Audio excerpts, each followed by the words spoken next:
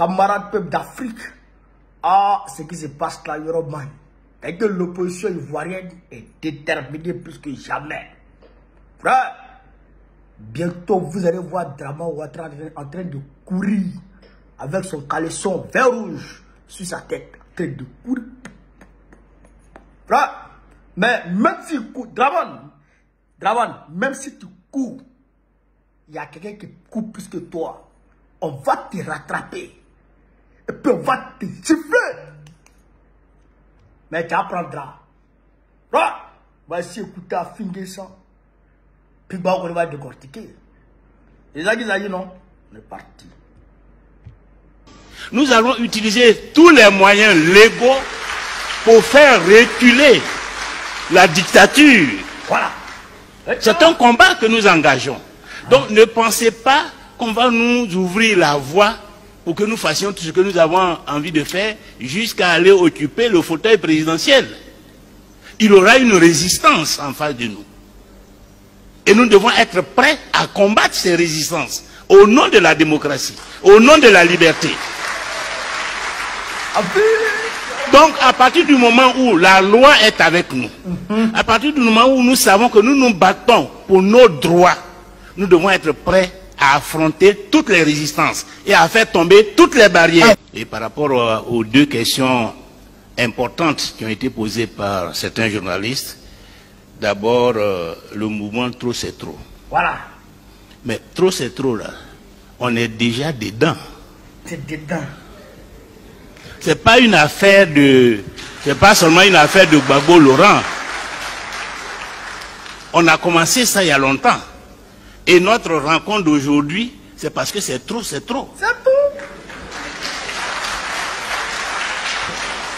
Donc il ne faut pas regarder si c'est Gbagbo qui a lancé le mot d'ordre, si c'est PPACI, si c'est ceci, c'est cela. C'est trop pour tous les Ivoiriens. Et donc, chaque fois qu'une organisation va lancer un mot d'ordre dans ce contexte, nous sommes tous concernés. Que ce soit le PDCI seul, le COGEB seul, MGCI seul, que ce soit dans le cadre de la CAP, nous sommes concernés. Parce que nous sommes tous conscients que trop c'est trop. Donc trop c'est trop là, c'est un mot d'ordre national.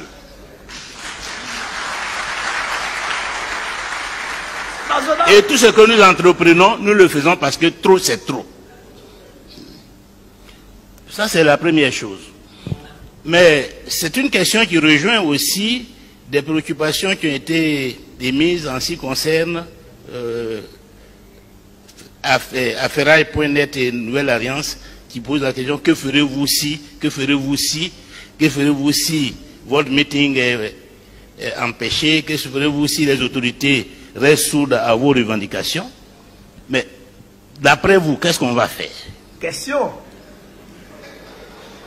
Vous pensez que parce qu'un meeting est empêché, on va aller s'asseoir et puis on va au champ? Ou bien mais on résiste, on continue, on se bat. Donc si une activité qui est légale est empêchée, nous allons nous donner les moyens pour insister. Nous allons utiliser tous les moyens légaux pour faire reculer la dictature. C'est un combat que nous engageons. Donc ne pensez pas qu'on va nous ouvrir la voie pour que nous fassions tout ce que nous avons envie de faire jusqu'à aller occuper le fauteuil présidentiel. Il y aura une résistance en face de nous. Ah, c'est clair. Et nous devons être prêts à combattre ces résistances au nom de la démocratie, au nom de la liberté. Donc à partir du moment où la loi est avec nous, à partir du moment où nous savons que nous nous battons pour nos droits, nous devons être prêts à affronter toutes les résistances et à faire tomber toutes les barrières. Parce que ce combat, nous l'inscrivons dans le cadre de l'élection, mais c'est le combat pour la démocratie, pour la liberté en Côte d'Ivoire. D'abord, le combat que nous devons mener pour que demain nos enfants n'aient plus à mener ce combat. C'est ça. n'ait plus à faire ce genre de réunions parce qu'on a exclu X ou Y de la liste électorale, parce qu'il y a une liste électorale qui est une fabrication de nos adversaires politiques, etc., etc. C'est un combat que nous menons depuis presque 30 ans. Mais aujourd'hui, nous nous rendons compte que le combat n'est pas achevé. De toute façon, le combat pour la liberté, elle est permanente. Donc, il faut que chacun s'apprête. Ne pensez pas que le combat que nous allons mener là, si nous voulons atteindre l'objectif, que ça va être un combat facile, simple. Nous aurons à affronter des difficultés. Et c'est nous, l'élite, la direction du mouvement là, c'est nous que les Ivoiriens regardent. Parce que les Ivoiriens, les militants de base, ils sont prêts. Ils le démontrent chaque fois qu'on les appelle à des meetings. Mais est-ce que les leaders politiques là, ils sont prêts? Est-ce qu'ils sont prêts à libérer la Côte d'Ivoire? C'est de ça. C'est de ça qu'il s'agit. Frère, avec de ça à parler. Et quand il parle, on sent la conviction dans ses verbes. Quand il parle, on sent la détermination dans ses yeux. Frère, Yoromani. Draman ne va pas voir d'où ça va venir. Il pense que trop c'est... Non, il connaît Gbagbo, mais il fait attention. Il fait exprès. Il connaît Gbagbo, mais il fait exprès. En 1990, là, c'est passé, Oufoué-Boigny ne voulait pas... Oufoué a volé les élections. Sinon, Oufoué, lui, il n'a pas compris comment Gbagbo a fait pour gagner dans plusieurs, circonscriptions de la Côte d'Ivoire. Il ne sait pas comment. Et Draman ne sait pas comment. C'est trop là qu'il y avait. C'est trop qu'il y avait. Est-ce que vous comprenez ça? Aujourd'hui, partout en Côte d'Ivoire, trop c'est trop. Quand tu vois dans le milieu syndical, trop c'est trop. Le milieu de la société civile, trop c'est trop. Le milieu politique, trop c'est trop. Les grouilleurs, trop c'est trop. Les élèves, trop c'est trop. Les enseignants, même dans le secteur informel, trop c'est trop parce qu'ils casser leur magasin. Trop c'est trop.